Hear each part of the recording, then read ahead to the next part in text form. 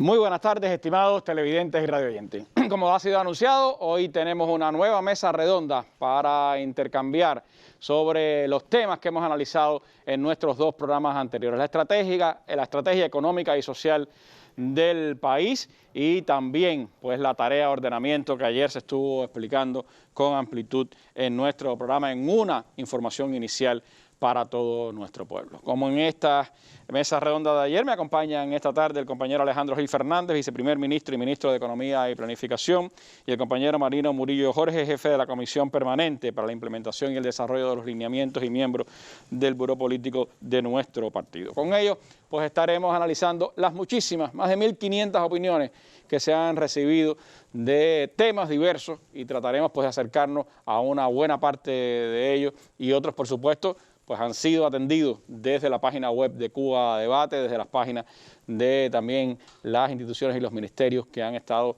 participando activamente en el día de hoy, la Comisión de los Lineamientos, los compañeros del Ministerio de Trabajo y Seguridad Social, de Economía y Planificación. Así que les recomiendo también que se dé una vuelta por los comentarios de Cuba Debate para que tenga más elementos. Hoy trataremos de centrarnos en aquellos asuntos vitales que tienen que ver tanto con el ordenamiento como con la estrategia económica y social del país. Así que los invito a que nos acompañen en nuestra mesa redonda de hoy.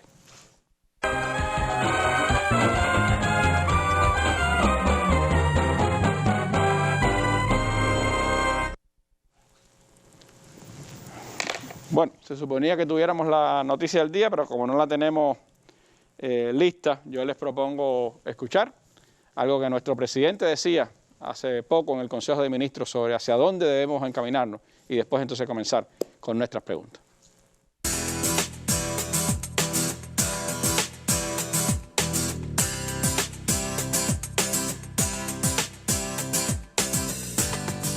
He pensado que podríamos definir nuestra estrategia como un plan que defiende un ideal, no como una idea de perfección, sino como suma de los objetivos a conseguir en el siguiente orden: implementar los acuerdos del Congreso del Partido y cumplir con las demandas populares emanadas del debate popular de sus lineamientos, derrotar la política del bloqueo, enfrentar la crisis global y multidimensional que el neoliberalismo y la pandemia han exacerbado, aplicar ciencia e innovación a todos los procesos productivos y dinámicas sociales para afianzar el desarrollo, legitimar y afianzar el ideal socialista como único camino hasta ahora conocido hacia la prosperidad con justicia social. Si unimos las letras iniciales de estos 5 objetivos fundamentales, leeremos ideal.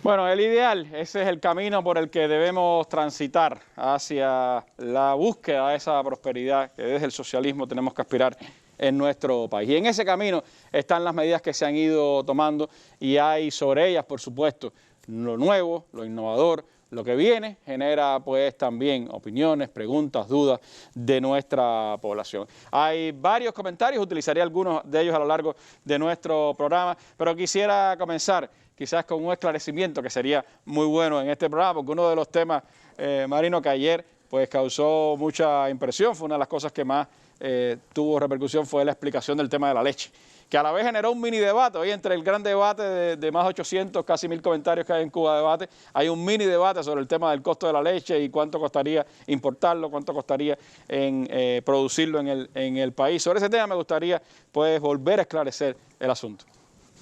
Bueno, buenas tardes, Randy, televidente y radio oyente. El tema de la leche es verdad que ha tenido bastante comentarios, tengo que decirte. Terminando la mesa redonda yo recibí mensajes sobre el tema de leche y hubo un compañero que me dijo, revisa el cálculo de la leche porque no son 3 pesos, son 30 centavos. Eso me lo hizo un compañero conocedor de la industria láctea por muchos años. Entonces me voy a auxiliar en una tabla que preparamos para el día de hoy y me parece que el ejemplo del tema de la leche tiene total validez. Y es muy sencillo, no vamos a demorarnos mucho en esto. Hoy la leche de vaca, litros, se le paga a los productores agropecuarios en el orden, como dije ayer, de 4.50 CUP por litro. Y la tonelada de leche importada está en el orden de 3.000, 3.340 dólares. Vamos a coger 3.000 para que la cuenta no sea fácil. Si una tonelada de leche tiene 10.000 litros, entonces un litro de leche importado estaría costando 30 centavos. Y muchas personas entendieron 3 pesos. Tiene que haber sido que yo lo expliqué mal, hubo alguna confusión en la explicación. Entonces, la leche que se le compra a los productores agropecuarios cuesta 4 pesos y 50 centavos. La leche importada andaría el litro en el orden de 30 centavos. Lo que pasa es que esa leche importada, cuando entra a la industria y se procesa, sale con un precio de la industria de 3 pesos. Es donde está la confusión. En buena razón, lo que es comparable son los 4.50 con los 30 centavos. Eso ratifica la idea de ayer de que en términos de costo, la industria láctea nacional le conviene más trabajar con leche importada que con leche de producción nacional, porque la de producción nacional le cuesta 4.50. Retírame esa tabla de momento, por favor, la que se está proyectando.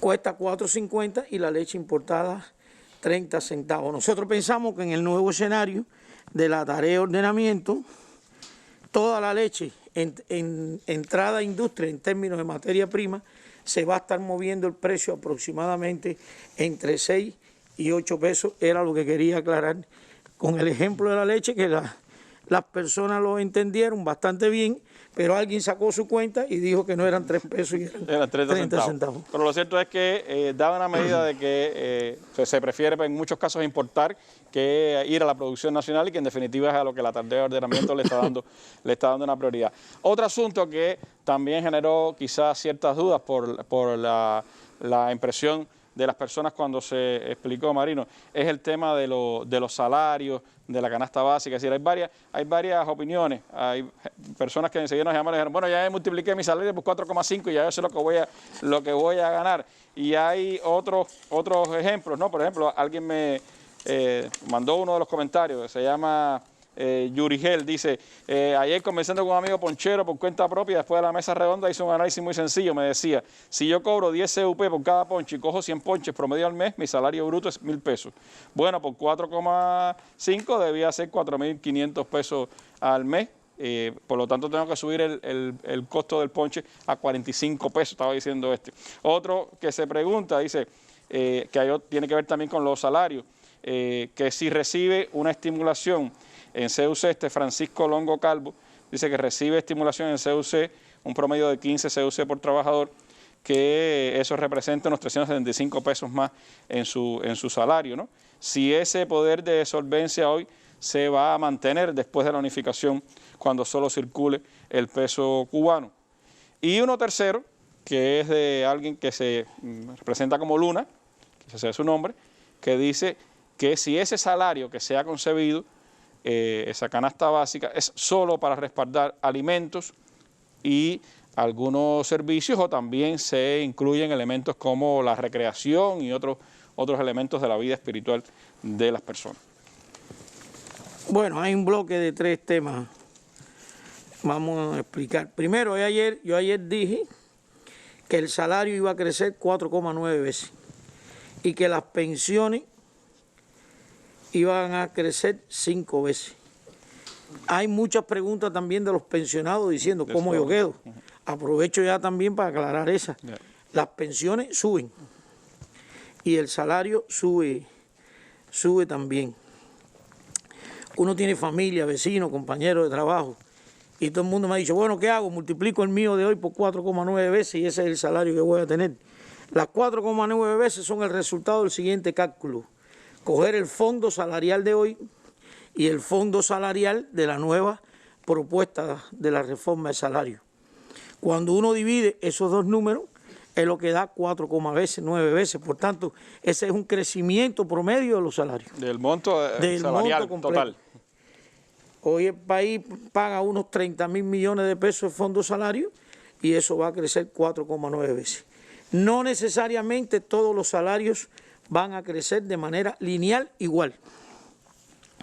Hay quien estará en un grupo salarial donde ese grupo crece 4,9 veces, otro crecerá 4, pero como promedio da 4,9, que respalda el costo de la canasta, porque también recuerden que en la reforma de salario que estamos diseñando se está pretendiendo buscar una variable donde ganen más lo que más aportan.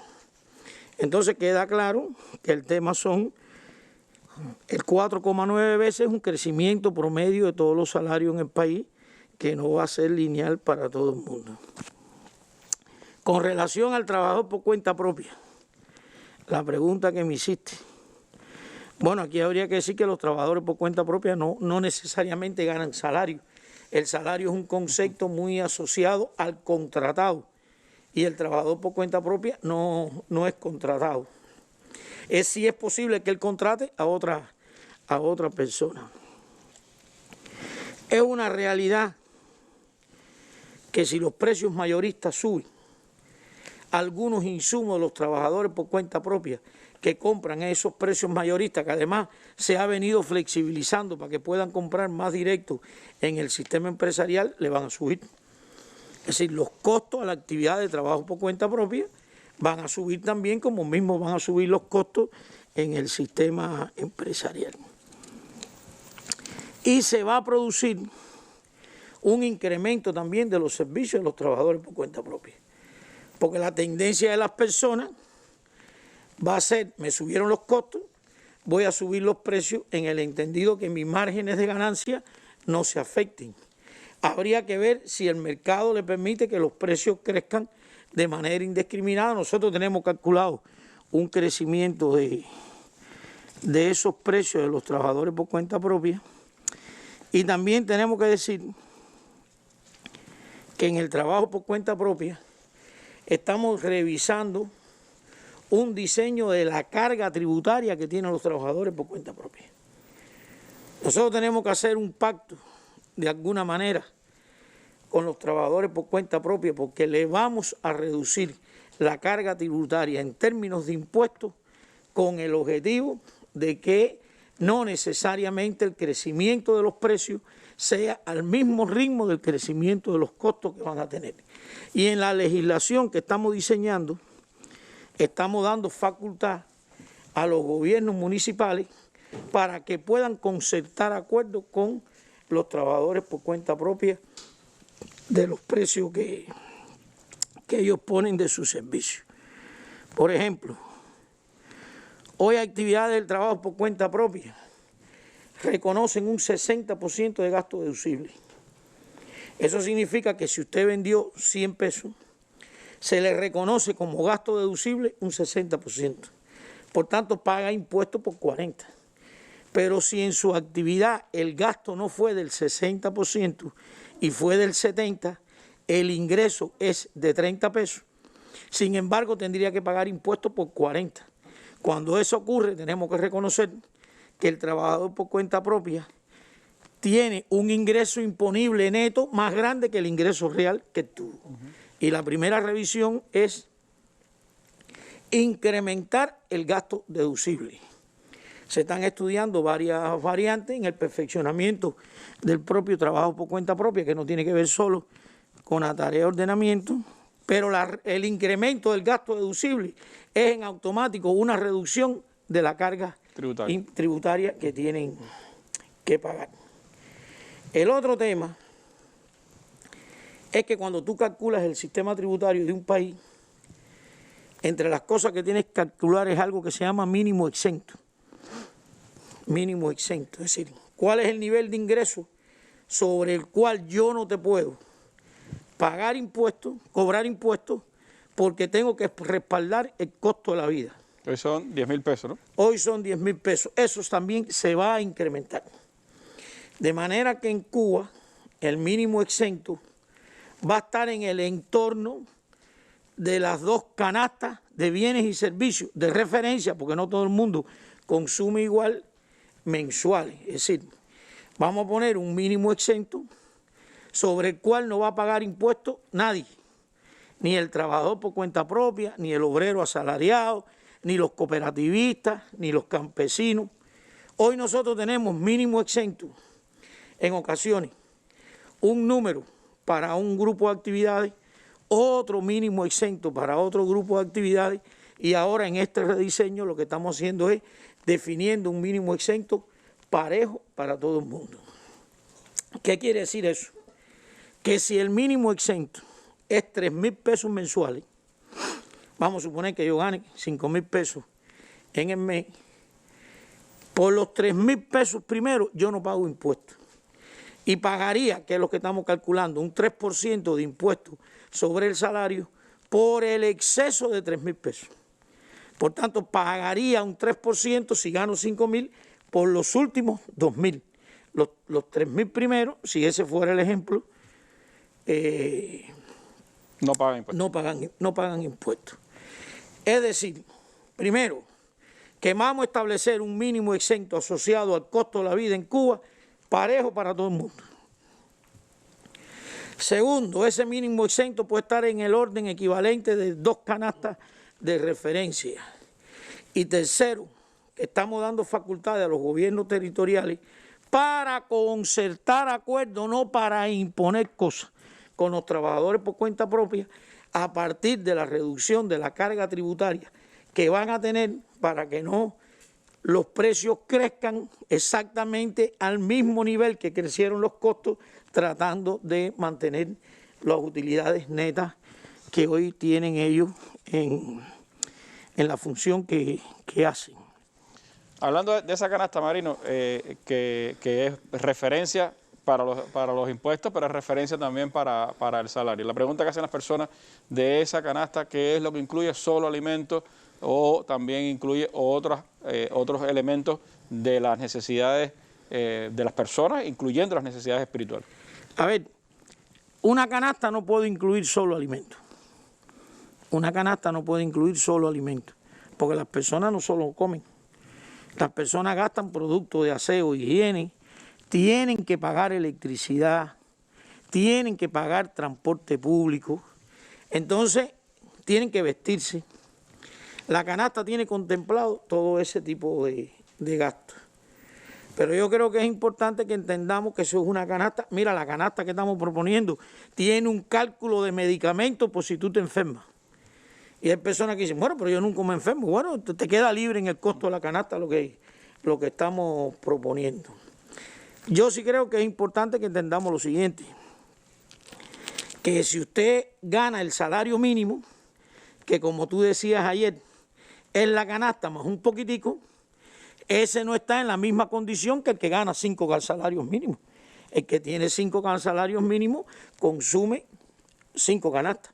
Insistir que la canasta de bienes y consumo de referencia es el punto de partida para el salario mínimo. Nadie puede pretender que tú gastas en reparación. Mira, la canasta tiene un cálculo para reparación y mantenimiento de la vivienda. Pero hay quien tiene una vivienda que le tiene que hacer una reparación capital y hay quien no tiene que reparar la vivienda. Hay de todo. Vuelvo a insistir, es una canasta de referencia que tiene incluido un grupo de productos que no son solo la alimentación. Tiene, como dije, alimentación, electricidad, transporte. Y como nada puede ser en la sociedad tan cuadrado, uno no puede estabular 11.200.000 cubanos. Esa canasta también tiene un monto que no está nominalizado. A esos costos, a esos gastos mínimos que tiene que hacer la persona para cubrir las necesidades del trabajador y su familia, le pusimos una parte que no está nominalizada. Eso significa que el que tenga el salario mínimo es esa canasta más un pedacito que incluye el pedazo que no está nominalizado, y el que gane 5 o 6 salarios podrá consumir más de 2 canastas, que no quiere decir, porque fíjate, si la canasta tiene previsto que tú te comas 14 libras de arroz, por poner un ejemplo, nadie puede pretender que el que gana 5 salarios se va a comer 14 libras por 5, porque si no, se comería más de 3.000 kilocalorías en el mes, que eso realmente no es posible comerse. En resumen, es un punto de referencia para el salario mínimo con una reserva que no está nominalizada, y como dije, no podamos empezar a pensar que esta es la canasta y que esto es lo que todo el mundo en Cuba va a consumir de manera equitativamente pareja, vaya, por decirlo de alguna Y forma. ese salario, por supuesto, estará en correspondencia, irá acercándose como usted decía ayer, a mejorar la pirámide invertida. No lo resolverá totalmente, pero va apuntando a eso. Ahora, el tema de los estímulos, las personas que reciben estímulos en CUC, ¿eso se quedará eliminado con la dualidad monetaria o eso se incluirá dentro del salario? Nosotros, ayer yo decía, una persona, fíjate que la persona que te dijo que ganaba ¿cuánto CUC te dijo? Dice que este ganaba promedio 15, otro dice 17, es decir, hay dos ejemplos. Bien, yo ayer puse un ejemplo de 10, porque 10 por 24 me es muy fácil, 240 pesos. Si una persona hoy gana 500 pesos y gana 10 CUC y lo llevamos todo a pesos, gana 500 más 240, estamos hablando de 750 pesos. Todo eso va a estar incorporado en la nueva escala salarial. Ese que gana 750 va a ganar 2 o 3 veces más, que ya tiene incluidos los sistemas de estímulo en CUC que tenía. Y también estamos hablando de uno que gana 15 CUC. Son 375 pesos más o menos. Bueno, más o menos. Pero nosotros tenemos el caso de personas que ganan 120 CUC en el mes. Ya hacer una reforma salarial que cubra los 120 CUC en el mes que gana la persona es un poquito más complicado. Y ahí sí vamos a hacer una excepción. Si usted gana hoy un salario más los CUC y la nueva escala del salario no cubre todo eso, entonces independientemente en la escala donde usted cayó, se le va a pagar la diferencia de la suma actual de los pesos más los CUC, con determinadas restricciones. Cuando usted se jubile, ya el que venga a ocupar su puesto de trabajo no lo ocupa con esa dispensa salarial que le hicimos por el déficit del ingreso provocado por el CUC. Si usted cambia de puesto de trabajo o de empresa, pierde ese beneficio. Es decir, ese beneficio está diseñado para las personas que se mantienen en su puesto de trabajo y trabajan eficientemente. Es decir, estoy llamando un poco de tranquilidad porque en la práctica los estímulos en CUC van a estar incorporados en la nueva escala y donde no quepan, entonces se le aprueba una dispensa salarial. Hay varias opiniones, como usted decía, sobre el tema de los jubilados. Por ejemplo, Raúl le dice, excelentes los temas, las explicaciones dadas, pero no han explicado cuál será el tratamiento que tendrán los jubilados, mientras Sol dice cómo quedan los pensionados y jubilados, que es el eslabón más débil de esta cadena. Mira, los jubilados y pensionados, a mí me parece que tienen que tener, y está definido, van a tener un tratamiento bien especial, por decirlo de alguna manera. Porque esa ha sido la generación que hoy está jubilada, pero que durante 30 años de servicio ya trabajó en todo este proceso revolucionario. La única diferencia es la siguiente. El salario mínimo es el costo de la canasta más un pedacito, como tú dijiste. ¿Por qué? Porque el salario respalda el gasto del obrero y la familia. Pero el jubilado va caminando en edad. En Cuba hay requisitos de edad para tener derecho a la jubilación y hay requisitos de años de servicio. Tiene que tener 30 años de servicio. Ambos hay que cumplirlo. Si llegaste a la edad y tienes 28 años de servicio, tienes que trabajar 2 más para cumplir con el otro requisito. El problema que yo ahora, con la edad que tengo, con mi salario, tengo que respaldar el gasto del obrero y la familia, en este caso el gasto mío y de una hija, pero cuando yo vaya aumentando de edad en el tiempo que me jubile, ya la hija mía entró en edad laboral y se supone que ya se mantiene. Por tanto, la gran diferencia es que el salario respalda el gasto del obrero y la familia y la jubilación respalda mi gasto. No hay un incremento porque en ese momento de la vida, por una cosa lógica, ya yo no tengo como principio a nadie que mantener. Por tanto, lo que estoy diciendo es que la jubilación mínima nunca va a ser más chiquito, la mínima, que el costo de la canasta. El salario mínimo siempre va a ser el costo de la canasta más un pedacito y la jubilación mínima va a estar en el orden del costo de la canasta. Y hay personas que por el salario que tuvieron en su vida laboral, entonces la jubilación va a ser equivalente a más del costo de una canasta. Es decir, está previsto un tratamiento a los jubilados. A eso tenemos que sumar el proceso de envejecimiento poblacional que tiene el país. La población cubana, supera el 20%. En el 2012, cuando se hizo el censo de población y vivienda, estoy apelando a la memoria, las personas con más de 60 años era el 18% de la población.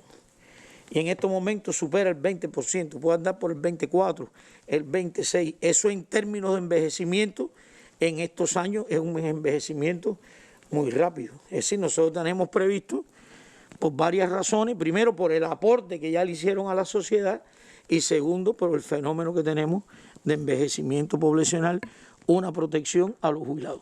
Los que se jubilan en las próximas fechas y que están en este intermedio, pudiéramos decir, aunque de eso habrá que explicar más adelante con más detalles, ¿no? Pero ¿tendrán tratamiento particular? Tendrán un tratamiento. Esa es una explicación un poco más operacional, porque hoy tú sabes que te cogen los últimos años, los 5 mejores, no sé Alejandro, si yo creo que anda por ahí, más o menos.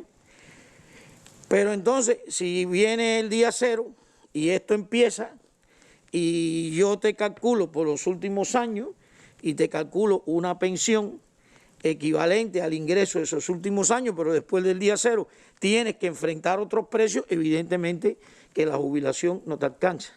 Por eso insisto que la jubilación nunca va a ser más chiquita que el costo de la canasta. Si viene el día 0 y transcurre un año y tú te jubilas, entonces si te cogemos los 5 años y te promediamos eso, saldrías muy mal porque tienes un incremento de salario del año 5 y no de los 4 anteriores, y ahí lo que está previsto entonces no es hacer un promedio, sino tener en cuenta el salario del último año. Un último tema en este bloque, Marino. Bartolo dice, hay que pensarlo de eliminar la libreta de abastecimiento. Creo que más bien se debe potenciar, incluyendo productos que están liberados. Si se elimina este control sería un caos con la escasez por las limitaciones que tenemos todos. Aunque se ha hablado del tema de libreta de abastecimiento. Bueno, tema libreta de abastecimiento. Yo tuve la suerte de pasar por el Ministerio de Comercio Interior, fui ministro de ese organismo. Yo creo que hay un grupo de cosas que hay que decir. Ese es un mecanismo extremadamente costoso en términos de logística.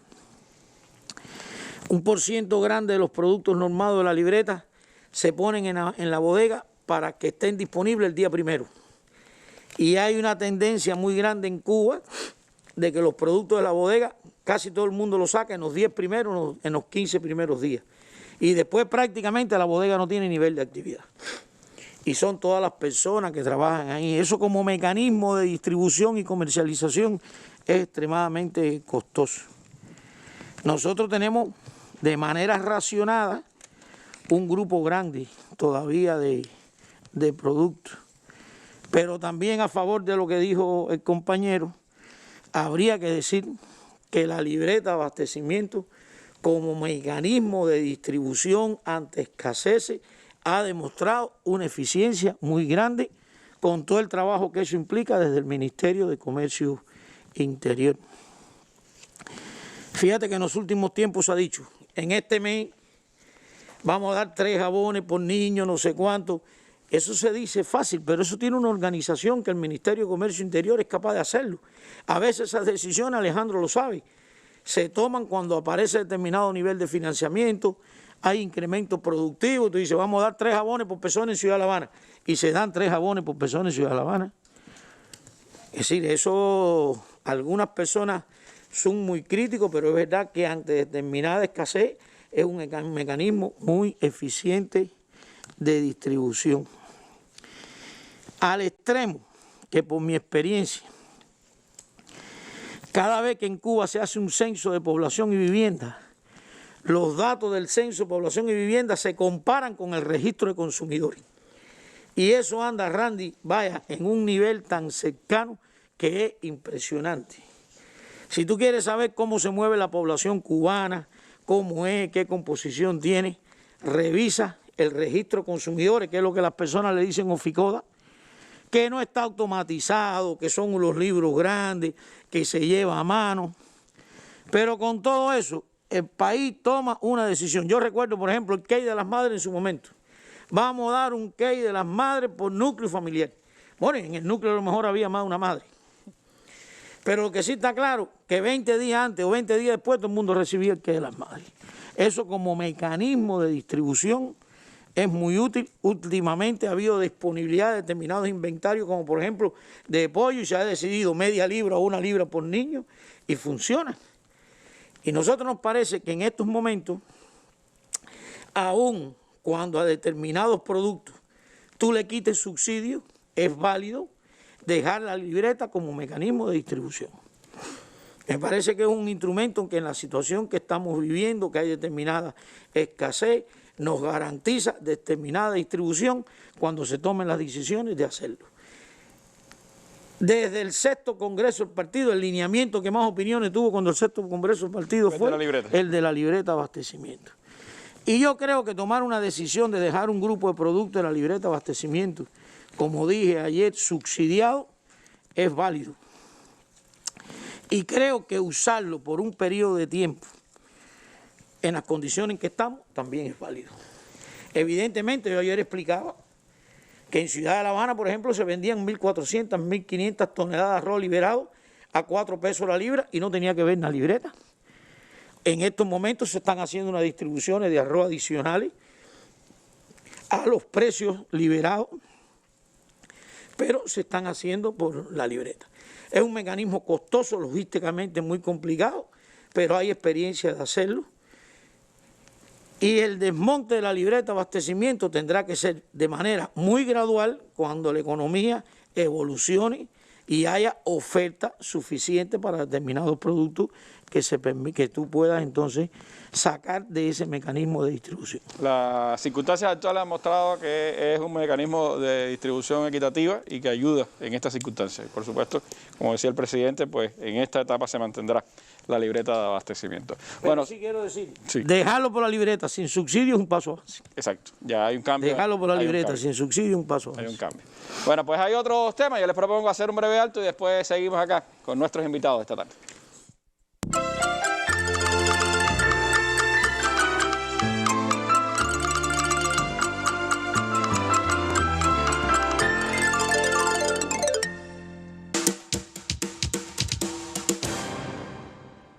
Bueno, hay varias opiniones también, por supuesto, personas más informadas del sector empresarial, Marino, que están preguntando, bueno, quizás algunas dudas o muchos reafirman también lo importante que va a ser este proceso para el sector empresarial. Pero bueno, hay varios que preguntan cuál es el efecto concreto que va a tener en el sector empresarial estas medidas, cómo beneficia realmente a las llamadas empresas exportadoras, qué otros elementos se pueden aportar en ese sentido. El tema empresa ha sido muy comentado hoy en las redes sociales, muchas preguntas. Nosotros venimos capacitando todo el sistema empresarial para enfrentar este proceso. Prácticamente hemos terminado toda la capacitación al sistema empresarial hasta nivel de unidad empresarial de base. Supera las 20.000 personas que hemos capacitado. Pero los empresarios siguen preguntando qué va a pasar con el sistema empresarial. Muchas de las opiniones que hemos recibido hoy y que hemos estado leyendo es que las personas dicen, a veces las explicaciones son muy técnicas, no las entendemos. Uno hace un esfuerzo de explicarlo para que todo el mundo lo pueda entender. Y en este tema lo voy a tratar de explicar lo más pragmático posible. Pero presento mis disculpas porque es un tema muy encaminado a una interpretación empresarial sobre lo que va a ocurrir. Ayer nosotros presentamos esta tabla que está ahora en pantalla, que es tratando de demostrar el efecto negativo que tiene la sobrevaloración del peso sobre el dólar. Fíjate que eso dice un supuesto ahí de un tipo de cambio igual a 1. Ya dijimos ayer que si a una empresa en un ambiente de 1 por 1 exportadora exporta le damos 1 peso y a una empresa que no importa forma los precios del lado de los ingresos, una columna de al lado, también 1 por 1. Y la flecha roja lo que nos está diciendo es que el dinero que no le dimos a los exportadores lo usamos para abaratarle las importaciones a los que no exportan y producen solo para el mercado interno. En la próxima tabla, aquí un poco que cambiamos los supuestos. Y fíjate que ahora aquí el tipo de cambio no es 1 por 1, el tipo de cambio es igual a 20. Vuelvo a insistir que el 20 es un ejemplo, yo creo que eso ayer quedó bastante claro. Entonces mira, la empresa exportadora cuando exporte $1 recibe 20 pesos. Eso es lo primero que nosotros ganamos. Y la otra empresa que está al lado, que vende en CUP y tiene CUP igual a X, lo que quiere decir es que los precios de esta empresa de al lado van a crecer y los cálculos que nosotros hemos hecho por todas las medidas que expliqué ayer es que los precios de esta empresa puedan subir 10 veces. Eso significa que si el precio de esta empresa sube entre 10 y 12 veces, la exportadora gana $20 por exportar y si la que produce le vende a la exportadora, vamos a suponer que estamos hablando de un hotel que exporta servicios turísticos, recibe 20 pesos por $1 y una empresa de la economía le vende un insumo. Si los precios de la empresa nacional crecen 10 o 12 veces, entonces los insumos nacionales les cuestan 12 veces, pero si el hotel importa, le cuesta 20. Esa diferencia es el beneficio. Por tanto, los exportadores tienen doble beneficio. Los exportadores tienen un beneficio porque al exportar tú le das mayor cantidad de dinero porque el tipo de cambio es 20 y tiene otro beneficio porque si usa insumos nacionales entonces le es mucho más barato el ejemplo de la leche que trabajar con eso. Es decir, viramos esa matriz. Tendrá más ingresos. Tendrán más ingresos. Alejandro comentó eso ayer cuando hablamos del tema de las empresas. Eso significa que nosotros, todos los cálculos que hemos hecho, es que todas las empresas exportadoras mejoran su situación o salen mucho mejor. Hay empresas exportadoras que duplican y triplican sus utilidades con los mismos niveles de actividad, porque se produce un cambio de precio relativo, lo que explicamos ayer. Lo que le viene de la economía nacional es más barato que si él lo tuviera que importar. Cuando nosotros estábamos discutiendo estos temas, alguien dijo, entonces los exportadores van a ganar mucho. Y si quitamos los límites a la distribución de las utilidades y los exportadores ganan mucho, entonces esos trabajadores podrán repartirse más salario medio por la distribución de las utilidades que los que no exportan. Eso es verdad. Claro. Pero eso es lo que tú quieres estimular, las exportaciones. Que hoy pasa lo contrario. Que hoy pasa lo contrario, pero vamos a ponernos de acuerdo. Lo que no puede ocurrir, lo que tenemos que entender es que si un exportador exporta mucho, disponemos de más divisas y de alguna manera aquel que no exporta también tendrá un beneficio. ¿Se beneficia el país? Se beneficia el país en su conjunto, las cosas que vela integralmente. Todo esto ha sido proceso de discusiones. Yo recuerdo que alguien propuso, bueno, si los exportadores, fíjate, si los exportadores exportan mucho, entonces vamos a poner un impuesto a la exportación. Y con eso tenemos que tener cuidado. Porque si el tipo de cambio es 20 y yo te doy 20 pesos por $1 de exportación y después te pongo un impuesto sobre los ingresos de exportación, en la práctica el tipo de cambio no es 20. Se te reduce en la misma magnitud del impuesto que te puse. Las reglas del juego tienen que cambiar. Y no nos podemos asustar porque una empresa exportadora sea eficiente, exporte, cobra y distribuye 10 salarios medios de las utilidades a final del año. Eso es lo que queremos que hagan exactamente el sistema empresarial en Cuba. Los empresarios preguntan mucho estos temas. Yo creo que nosotros tenemos empresarios en Cuba muy inteligentes y que se van a acomodar muy rápido al nuevo escenario. Nosotros decimos que la riqueza más grande que tenemos son los recursos humanos. Los empresarios cubanos son empresarios inteligentes. Dejémoslos hacer un grupo cosa con medidas de este tipo y estoy absolutamente seguro que los resultados del sistema empresarial en Cuba van a cambiar. Eso implica, ministro de Economía y viceprimer ministro Alejandro, que tiene que haber, como decía Marino, todo un espacio de preparación para los empresarios, pero un acomodamiento también de todo el sistema empresarial para enfrentar este desafío, entonces. Sí, Randy, así es. Buenas noches, compañero Marino, y bueno, todos los televidentes y radioyentes. Bueno, primero agradecer todas las opiniones que hemos recibido. Muchísimas. Como decía, son muchas de las dos mesas, ¿no? De la del lunes y la de ayer martes. Hemos estado leyendo y, por supuesto, es una cuestión importante para nuestro trabajo, para retroalimentación que necesitamos también en todos los temas que estamos evaluando y que estamos proponiendo modificaciones, transformaciones en la economía. Mira, esto es un tema muy importante que se está hablando del tema empresarial. Marino explicaba ayer la necesidad de contener, de implementar medidas, tenemos un diseño para eso, de contener el impacto de la devaluación en los precios, o sea, el crecimiento de los precios vinculado con la devaluación. Aquí él ha puesto varios ejemplos, utilizando el tipo de cambio de 20, voy a cogerlo también en ese sentido, ¿no? Aquí hay un elemento muy importante, si no logramos una recomposición y un mayor nivel de oferta de la producción nacional, o sea, de las empresas nacionales, para satisfacer las demandas incluso de los exportadores, las ofertas minoristas, etcétera, y mantenemos el mismo nivel que tenemos actualmente de importaciones. Entonces, todos esos productos importados que, como él dijo ayer, cuando entren por el morro hacia adentro, van a entrar por el nuevo tipo de cambio, se va a expresar eso en los precios en su totalidad. Yo voy a poner un ejemplo de lo que nos pasa a nosotros hoy. Hoy puede ser que por ejemplo, una importación del turismo esté costando, un producto determinado está costando $100. Sin embargo, adquirir ese mismo producto en el país o un similar nacional puede estar costando 150 pesos o 150 CUC o una combinación entre ambos, entre CUC y pesos, pero 100 contra 150. Como el tipo de cambio que tenemos hoy es 1 por 1, cuando eso entra en la contabilidad de la empresa importadora del turismo, un ejemplo, el costo del $100 es igual a 100 pesos.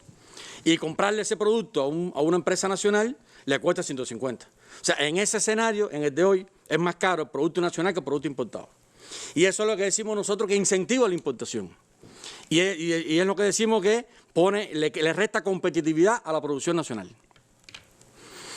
Si cogemos el ejemplo de 20, del tipo de cambio de 20, ese producto importado cuando entra, en vez de costar en pesos cubanos, en vez de costar 100 pesos, va a costar 100 por 20, 2.000. Y ese producto nacional que hoy cuesta, el número que puse fue 150 pesos, si crece 10 veces, va a costar 1.500. Entonces, ahí gana espacio la producción nacional. O sea, la devaluación de la moneda le da un espacio de competitividad a la producción nacional. Y hoy, ¿qué pasa? Es mucho más profundo el asunto, porque hoy no solamente que sea más barato el producto de importado aparentemente en moneda nacional que el producto nacional, sino que para que el productor nacional le venda entonces al exportador, tiene que transitar por el subsidio, por supuesto, del Estado, para que le elimine, o sea, tiene un mecanismo administrativo que desincentiva esa relación empresarial. Y por este sistema encontramos una relación empresarial, pudiéramos decir, más natural, desde el punto de vista que haya un mayor espacio. Y ese mayor espacio significa que la industria nacional, el empresariado nacional, tiene una oportunidad de entrar en un mercado que hoy está copado o tiene una mayor participación la importación, y que a su vez eso nos permite que los incrementos de precio en la economía no se expresen al nivel de la devaluación y que es la medida, yo pudiera decir, más efectiva de contención de precios. La medida más natural. Podemos tener medidas de tope de precio que no puede crecer más de 5 veces, más de 6 veces, pero la más natural es que si la producción nacional es más barata en moneda nacional que el producto importado, le abre ese espacio al productor nacional que pueda vender entonces y acceder a esos mercados que hoy se nutren de productos importados, entre otras razones por el tema del costo, o que hacen no competitiva la producción nacional, o que incluso le generan el mecanismo de tener que acudir a subsidios, etcétera, ¿no? Entonces, todo lo que nosotros, o una parte importante de las medidas que hemos venido aprobando últimamente, primero las 28 medidas, después las 15 medidas que hemos venido aprobando para el sector empresarial, también persiguen el objetivo de una mayor autonomía, una mayor eficiencia en la actividad empresarial en búsqueda precisamente de ponerse en mejores condiciones para aprovechar la oportunidad que representa para los productores nacionales una devaluación de la moneda nacional. O sea, tenemos que verlo, por eso decíamos ayer que esto es un elemento transformador positivo para la economía. Esto le abre una oportunidad a los productores nacionales desde el punto de vista de un espacio que pueden acudir, acceder a partir del el costo de sus producciones comparadas con las producciones de los productos importados. Entonces, así hemos hecho, así hemos implementado un conjunto de medidas. A eso me referí cuando hablé también el lunes del tema de la descentralización, en los mecanismos de descentralización de acceso a la divisa en búsqueda precisamente de una mayor autonomía. Sé que han salido algunas preguntas que las agradecemos porque nos ponen a pensar y nos dan la posibilidad de explicar conceptos. Algunas preguntas vinculadas con si la planificación centralizada obligatoriamente conduce o implica una asignación centralizada de recursos, aspecto que nosotros planteamos que no es así. O sea, nosotros mantenemos y mantendremos una planificación centralizada. Significa estar en capacidad de tomar a nivel central del país las principales decisiones de los principales procesos de la economía, incluyendo las estrategias de desarrollo. Y cuando hacemos Plan Nacional de Desarrollo, no, estamos planificando centralmente el desarrollo del país. ¿Cuáles son las prioridades? Cuando hacemos la estrategia económico-social, estamos planificando centralmente el desarrollo del país. ¿Cuáles son las prioridades que estamos definiendo? ¿Dónde se asignarán los principales recursos? ¿Cuáles son? Eso es diferente a la microeconomía, de cómo la empresa accede a la divisa, de cómo la empresa accede a determinados recursos. Eso es una asignación centralizada. Ya no es exactamente el concepto que estamos defendiendo de planificación centralizada. Nosotros tenemos que ir avanzando en el modelo hacia mantener y consolidar la planificación centralizada, que es un elemento intrínseco de nuestro modelo económico y social, y a su vez buscar mecanismos de descentralización de los recursos en la microeconomía. Y no está para nada reñido un concepto con el otro. Y pondrá al sistema empresarial en mejores condiciones de acceder y de aprovechar la oportunidad que da la devaluación de la moneda nacional. Ya que estamos hablando del tema empresarial, Marino, hay algunas preguntas que tienen que ver con la explicación que usted daba ayer de controlar los precios mayoristas, para que eso no se virtiera con fuerza sobre los precios minoristas a partir de este cambio que va a haber en el país. Hay varias opiniones, la resumo en el sentido de que hay una preocupación, cómo va a ser posible establecer los mecanismos para establecer ese control de los precios mayoristas. Voy a aprovechar la intervención de Alejandro para decir algo, solo con el espíritu de ratificar lo que él dijo. Cuando uno revisa la literatura y demás, la planificación tiene varias funciones. Y es verdad que hay una función de la planificación que es buscar un equilibrio en el corto plazo de la disponibilidad de recursos y la demanda de recursos. Eso es verdad, uno está en la literatura, uno lo puede leer. Y es verdad también que hay otra proyección de las funciones de la planificación, que es la proyección de desarrollo a largo plazo. El problema está dentro de esas dos funciones. ¿A qué tú le dedicas la mayor parte del tiempo? Si le dedicas el tiempo todos los días a decir, tengo 20 toneladas de cemento y me están demandando 80, y el trabajo diario es decir a quién le doy esas 80, el espacio que queda para la proyección de desarrollo se va perdiendo en el tiempo. Yo creo que se ha venido haciendo un cambio grande desde el Ministerio de Economía en ese sentido, y que viene incluso ya con la proyección de desarrollo del plan al 2030. Y es verdad que hacer una proyección de desarrollo del plan 2030 tiene incertidumbre, el mundo tiene muchas incertidumbres, pero la inteligencia está entonces dentro de esa incertidumbre, tener qué previsto hacer en términos de desarrollo. Aquí estamos hablando del beneficio para las empresas, fundamentalmente exportadoras, y el beneficio del que produce que le vende a esta exportadora. Eso es lo que le decimos encadenamiento productivo. Una empresa que exporte, cada vez que exporte, recibirá en términos de ingresos la exportación multiplicada por el tipo de cambio.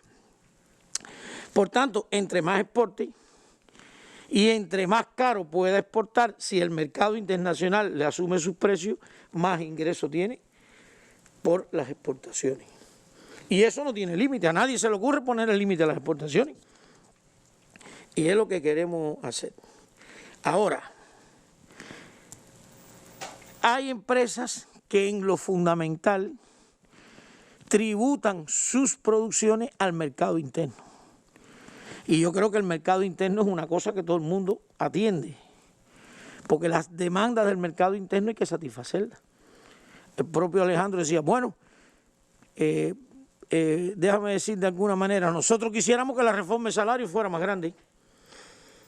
Yo no quisiera que el salario creciera 5 veces. Yo creo que todo el mundo está de acuerdo en Cuba en que el salario tiene que crecer, que debería crecer 10 veces.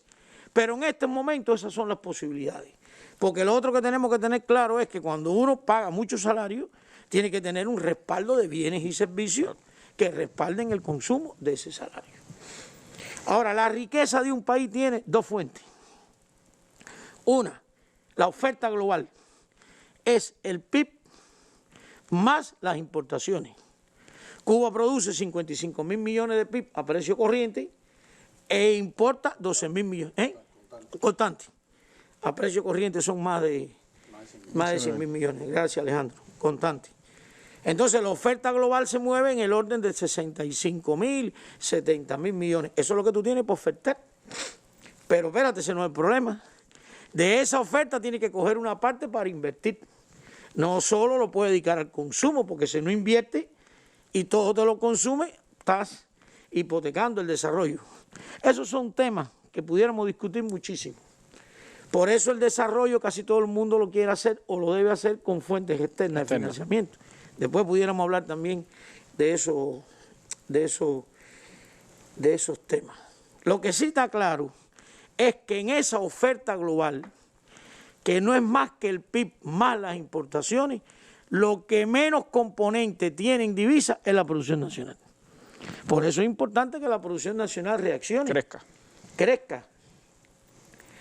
Crezca, porque hay un nivel de satisfacción que es más barato en términos de divisa, por lógica, digo, si el sistema empresarial es eficiente con la producción nacional que con las importaciones. Ahora, esas empresas, ya dijimos que para las exportaciones no hay límite. Usted exporta al precio que pueda y por las exportaciones lo multiplicamos por el tipo de cambio y esos son los ingresos. Pero en una primera etapa va a haber un crecimiento de los precios mayoristas. Y ya dijimos ayer que el crecimiento de los precios mayoristas va a los minoristas. Por tanto, hay quien dice en términos de economía, y es correcto, que la inflación mayorista es una minorista adelantada, porque de alguna manera, como dijimos ayer, llega a los precios minoristas. Entonces nosotros para un primer año, para un primer momento, tenemos que controlar el crecimiento de los precios mayoristas sin afectar al sistema empresarial que tributa para satisfacer los mercados internos que tienen tanta importancia como exportar, que es la llamada sustitución de importaciones. Porque si las empresas no producen para el mercado interno, entonces la demanda del mercado interno la tenemos que satisfacer con importaciones y vuelve a ser más caro. ¿Qué hemos hecho entonces? Me apoyo en lo que se está proyectando. Nosotros tenemos que calcular un índice de crecimiento de precios.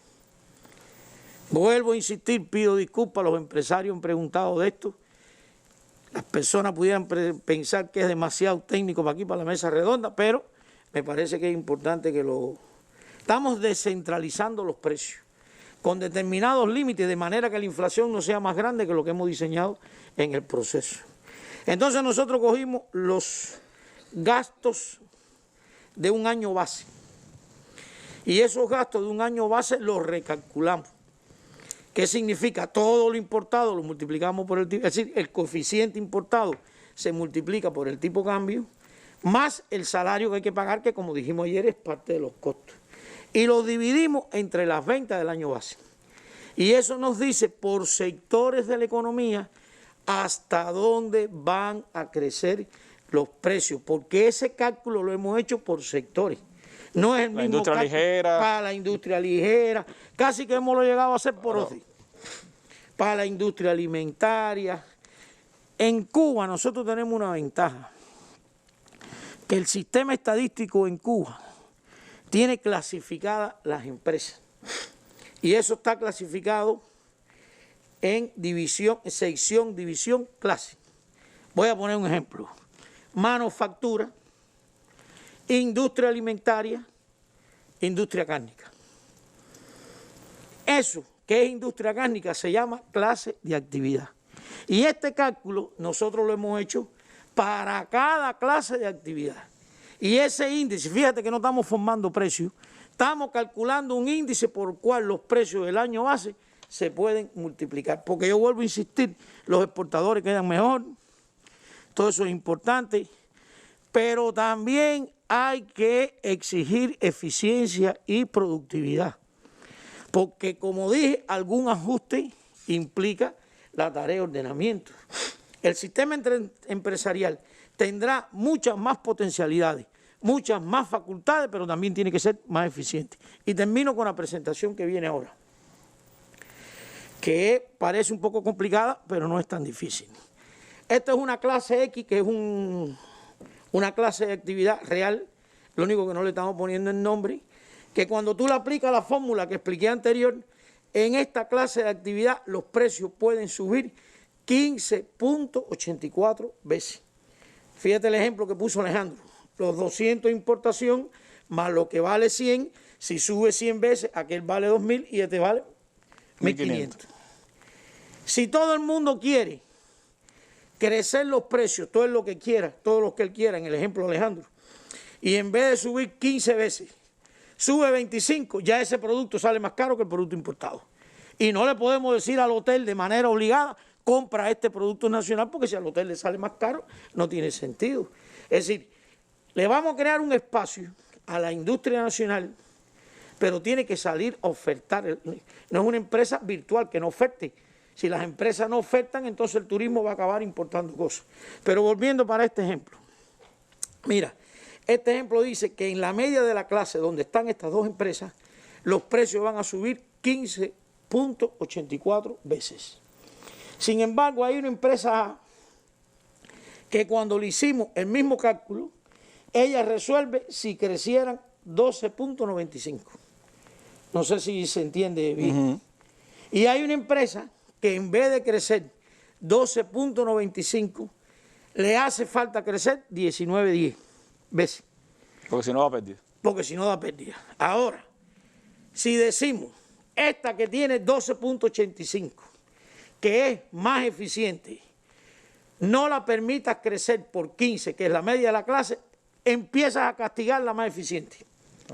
A ti te hace falta 12, pero la media de la clase dio 15 y tu precio tú lo multiplicas por 15. Y la última columna dice que esa empresa tiene 39 millones de pesos de utilidades. Eso también ha sido discusiones. Hay compañeros que han dicho, bueno, pero si nada más le hace falta 12, ¿por qué tú la dejas que crezca 15 veces? Y yo digo, ¿y por qué tú castigas a la más eficiente? Y hay otros compañeros que han dicho, oye, pero esa le hace falta 19 y la vas a dejar crecer 15. Bueno, pues la que le hace falta 19, la vamos a dejar, solo podrá crecer 15 veces y entonces en vez de tener utilidades, por este ejemplo, tendría 66 millones de pérdidas. Nosotros, como expliqué ayer, vamos a atender las pérdidas del sistema empresarial, porque no es para nosotros una solución que esa empresa cierre y nos genere desempleo. Pero también le vamos a decir a los empresarios, ustedes que son hombres inteligentes, oye, es por 15 y sale a buscar eficiencia. Revisa personas, trabajadores indirectos, índice de consumo de materia prima, desarrolla la empresa. Es decir, llevamos al sistema empresarial a otro escenario. Y eso de dejar crecer los precios por la media de la clase en un primer momento es una manera de controlar los precios. Que después, bueno, pues pueda tener, como se decía, un efecto en los precios minoristas. Y de precios minoristas, pues vamos a entrar en elementos también que tienen que ver con los efectos de estas medidas en las personas naturales, y de eso pues estaremos hablando en breve aquí en nuestra mesa redonda.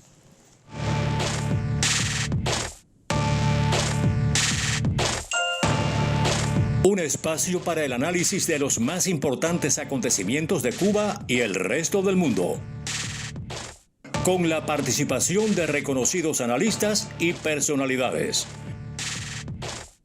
Mesa Redonda, más allá de la noticia.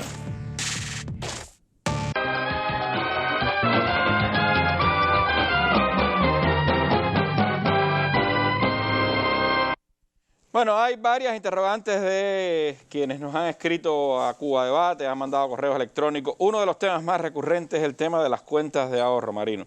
Tengo aquí la opinión de María, de Fabio, de Rey, también la de José Antonio, Patria. Es decir, hay muchas personas que han escrito sobre el tema de las cuentas de ahorro. Y la preocupación fundamental es, uno, preguntan, en el caso de las de CUC, cómo se va a convertir, si se va a mantener el valor de esas cuentas en CUC.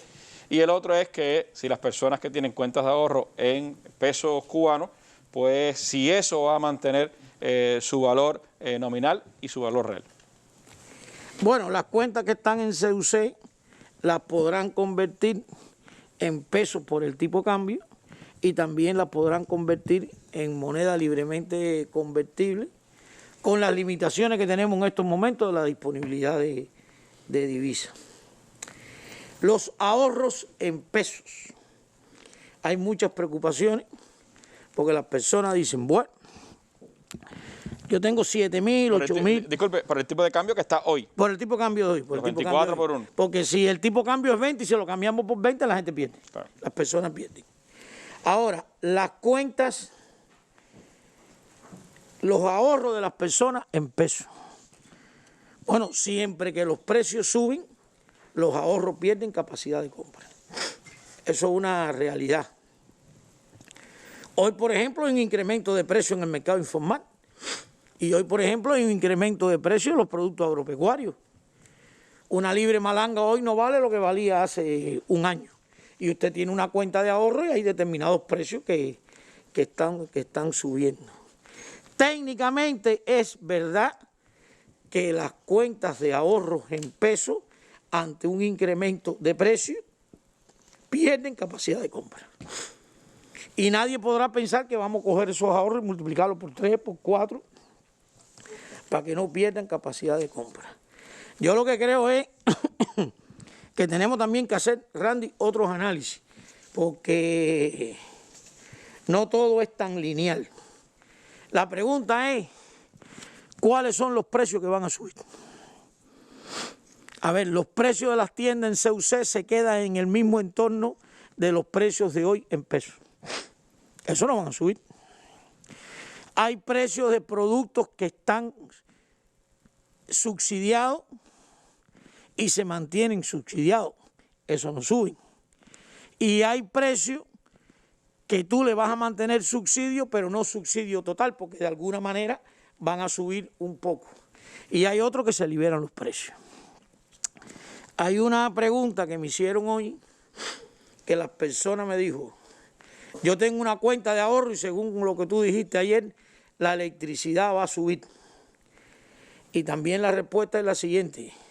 Pero bueno, yo lo que no estoy tan seguro es que usted vaya a pagar el incremento de la electricidad con el ahorro. Porque si es asalariado, le vamos a subir el salario. Y si es pensionado, le vamos a subir la pensión. Y si es asistenciado, le vamos a subir la asistencia social. No está previsto que usted tenga que sacar ahorro para poder pagar el incremento del precio de la electricidad. Yo lo que sí creo que hay que ser muy transparente. Siempre que los precios suben, la moneda que usted tenga de un país esté en el ahorro o esté en su bolsillo, pierde capacidad de compra.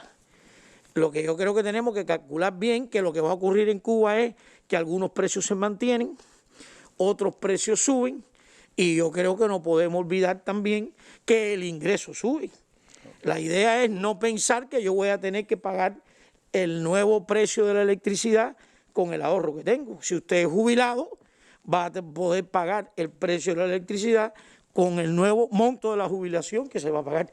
Pero, evidentemente, alguna capacidad de compra van a perder las cuentas de ahorro.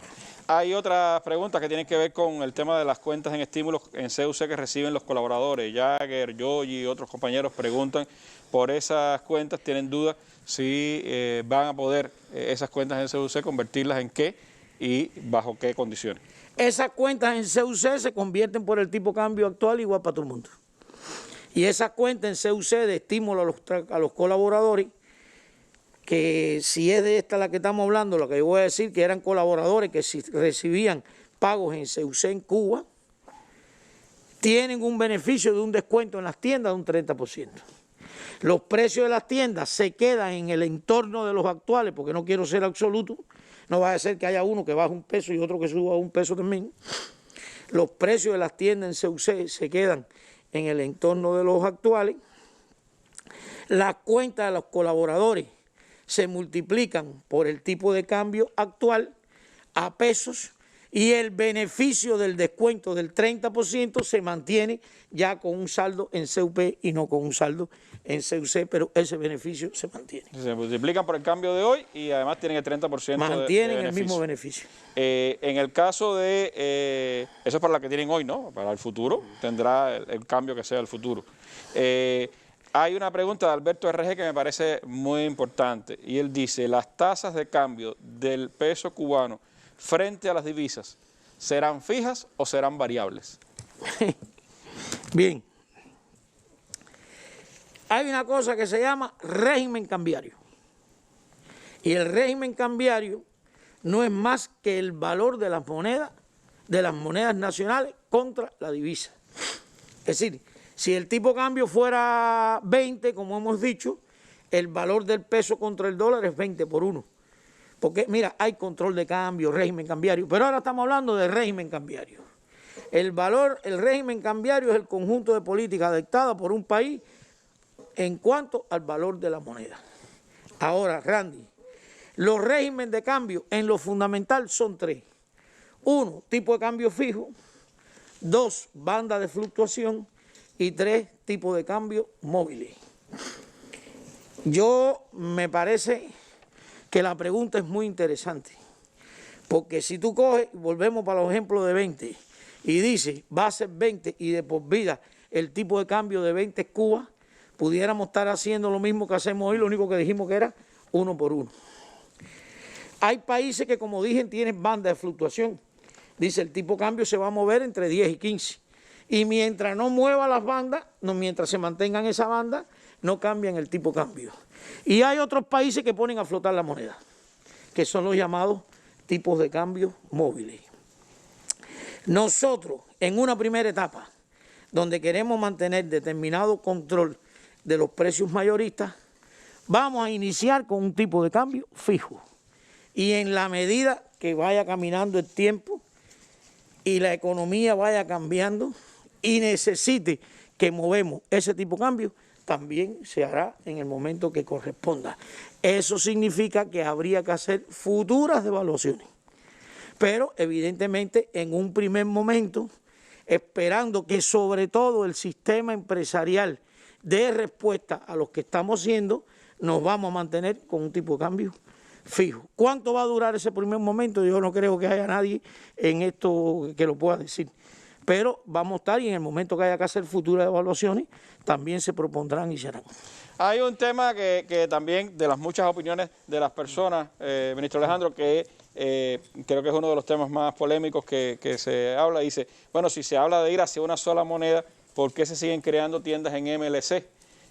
Y algunos preguntan, bueno, si eso será una situación en la que tendremos que vivir teniendo tiendas de MLC por un lado y una unidad monetaria por el otro. Sí, Randy. Como bien dice, es una de las cuestiones que más preocupa a nuestra población y que más criterios opiniones, ¿no?, se han recibido. Yo tengo que hacer referencia a algunos antecedentes de esto, incluyendo, bueno, por supuesto, nuestro presidente el jueves pasado en la propia mesa se refirió a este asunto y dijo que era una medida que considerábamos necesaria y no deseable. Y tengo que hacer referencia al momento en que explicamos en este propio espacio, en el mes de octubre del pasado año, la necesidad de dar el paso de iniciar las ventas minoristas en moneda libremente convertible de un conjunto de productos que prácticamente no estábamos ya ofertando en CUC ni en moneda nacional. Hay que decir que nosotros la situación de desabastecimiento en los mercados minoristas las empezamos a tener ya desde el año pasado a partir del arreciamiento de las medidas de bloqueo, toda la presión sobre el combustible y bueno, la situación que el país enfrentó con la suspensión de los viajes, de los cruceros, de los vuelos, afectación a los ingresos del turismo y desde el punto de vista práctico, Randy, empezamos a tener ya un nivel de desabastecimiento de un grupo de productos en el mercado. Hay que decir, nosotros nos tenemos que gastar obligatoriamente una masa de divisas para importar y para producir en el país productos que después vendemos en pesos cubanos o en CUC. Y para volver a reaprovisionar esos mercados hay que volverse a gastar divisas. Si no tienes la divisa para poder reaprovisionar y mantener un nivel estable de oferta en pesos cubanos o en CUC, aún habiendo demanda de esos productos, porque es uno de los temas que sucede, aún habiendo demanda, si tú no tienes la divisa que te permita reaprovisionar esos mercados, tienes el mercado desabastecido. Cuando tienes el mercado desabastecido, aparecen otras economías paralelas que satisfacen esa demanda con determinado grado de informalidad también.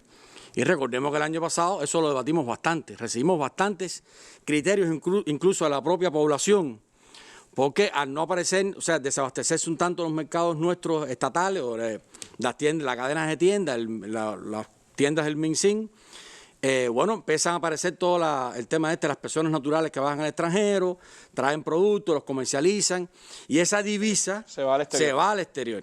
Y recibimos bastante preocupación en la población que nos decía, bueno, pero tienen que hacer algo, porque se están yendo las divisas del país y la manera más, la manera en la cual si no captamos divisas es con los mercados desabastecidos. Los mercados desabastecidos no son fuente de ingresos, la gente tiene que buscar solución en la economía paralela. Nos dieron muchas ideas y se creó un grupo de trabajo, se estudió cómo el país podía enfrentar ese escenario. Evidentemente, al no disponer de la masa de divisa para poder reaprovisionar los mercados en CUP y CUC, bueno, se explicó a la población y se dio este paso de iniciar las ventas en MLC con varios propósitos que se mantienen. Primero, mantener una oferta legal en el país de productos en moneda libremente convertible que, bueno, estaban ausentes de los mercados minoristas en pesos cubanos y en CUC.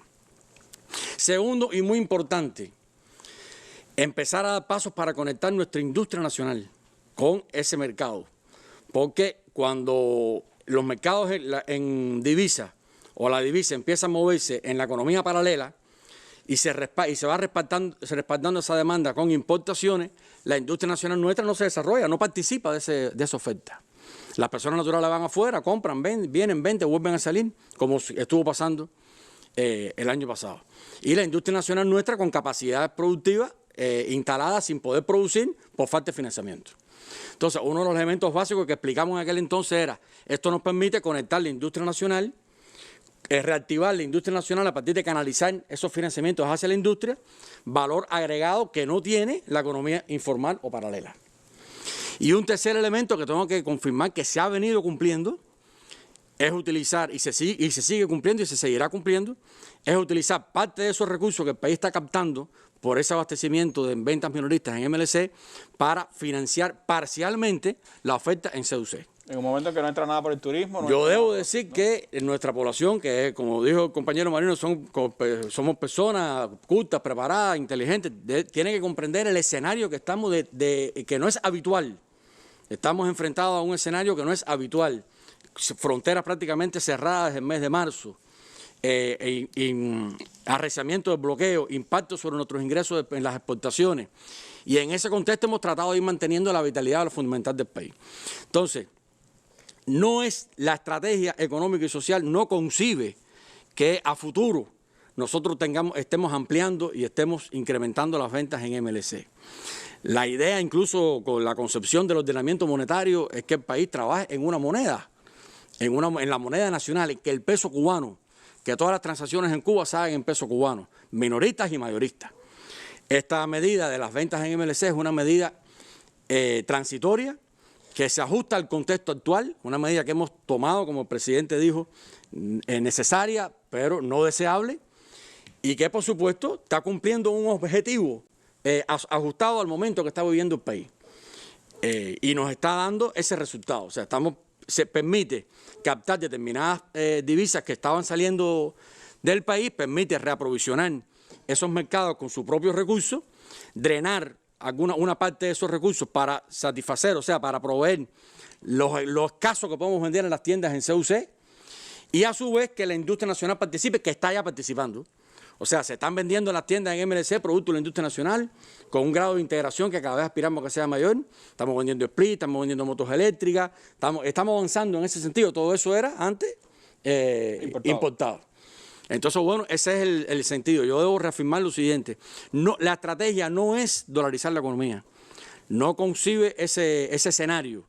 Y lo que estamos haciendo del ordenamiento monetario, que lo defendemos, que es lo que debemos defender a futuro del país, es que operemos con una sola moneda, la moneda nacional, la moneda en que paguemos los salarios, la moneda en que se hagan todas las transacciones en la economía nuestra y que se vendan todos los productos, todos los bienes y servicios, minoristas y mayoristas.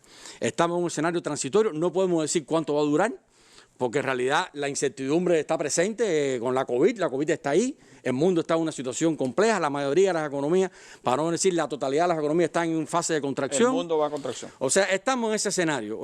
Esto es una cuestión excepcional. Estamos en un momento excepcional que nos ha obligado a tomar medidas excepcionales no previstas en nuestro modelo económico en este momento. Nosotros no previmos cuando hicimos plan de la economía, ni siquiera cuando empezamos a trabajar el plan de desarrollo y mucho menos cuando comenzamos a trabajar la tarea de ordenamiento, estar en el 2020 vendiendo en MLC.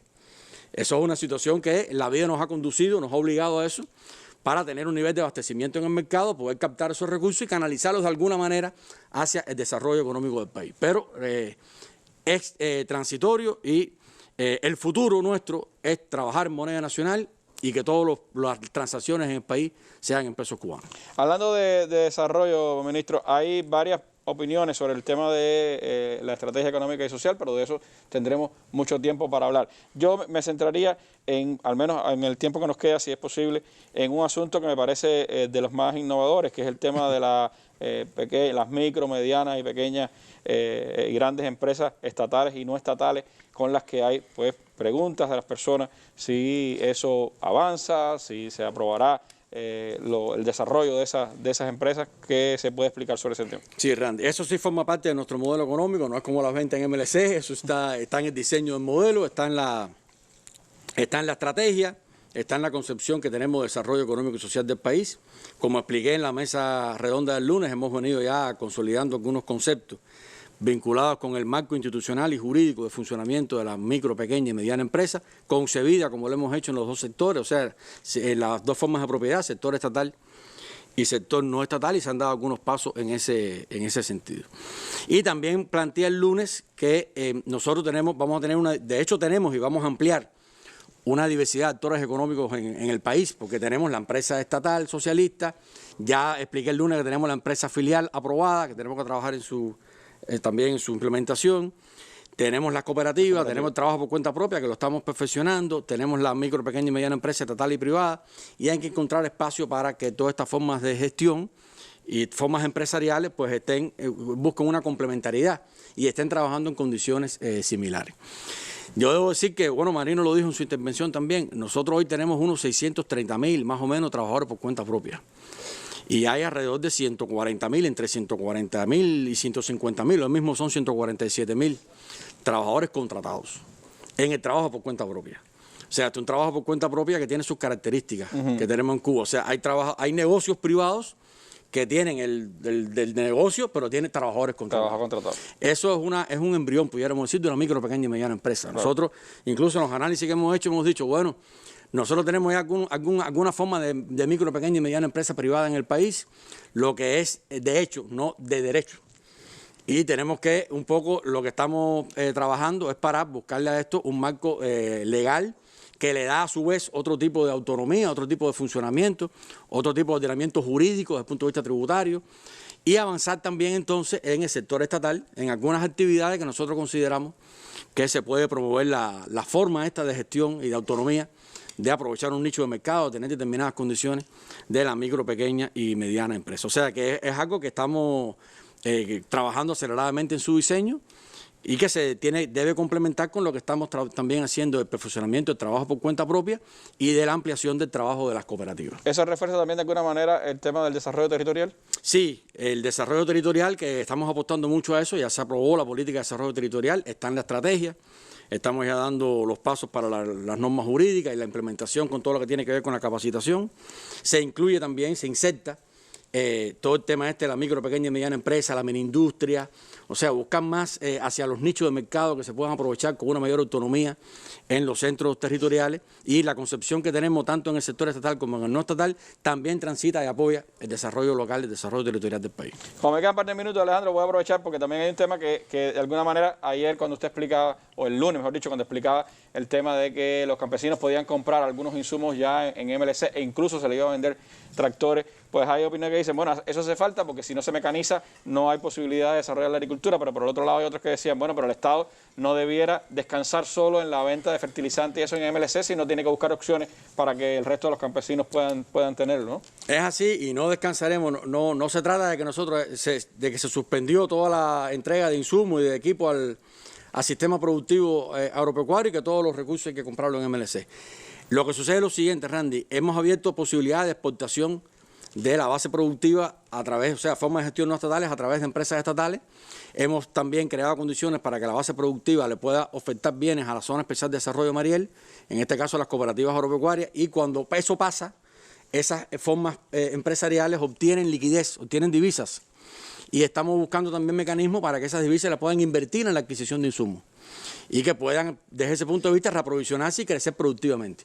O sea, que es una consecuencia de las medidas que tomamos del incremento, o sea, la facilitación de exportaciones y las ventas a la Zona Especial de Desarrollo Mariel, y cómo crear entonces un espacio de mercado mayorista en moneda libremente convertible que permita que esas formas productivas puedan invertir ahí esos recursos y poder reaprovisionarse y seguir creciendo desde el punto de vista productivo. No se trata de que ahora el campesino o la empresa que no tenga MLC no puede producir porque todos los insumos los estamos vendiendo en moneda libremente convertible. No es ese el escenario.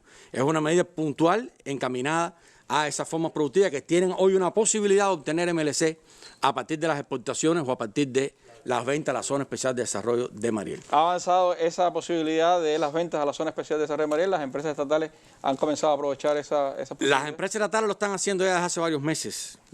Posteriormente lo extendimos a la forma de gestión no estatal, en este caso las cooperativas agropecuarias y no agropecuarias. Pero sí, y claro, esto es una demanda que es creciente en la Zona de Desarrollo de Mariel y que nos permite aprovechar también el encadenamiento productivo que genera esa Zona de Desarrollo de Mariel con la economía. Todo esto, Randy, como hemos dicho, todo esto es un poco de muchas cosas, no hay nada mágico, todo es un poco de muchas cosas, transformaciones importantes, transformaciones de fondo que van a poner que le crean un mayor espacio de autonomía y de oportunidad al sector empresarial estatal y no estatal, que permiten favorecer el encadenamiento productivo, disminuir importaciones y que la economía esté en condiciones de crecer en base a nuestros propios esfuerzos. Este es el sentido de las transformaciones que estamos incorporando.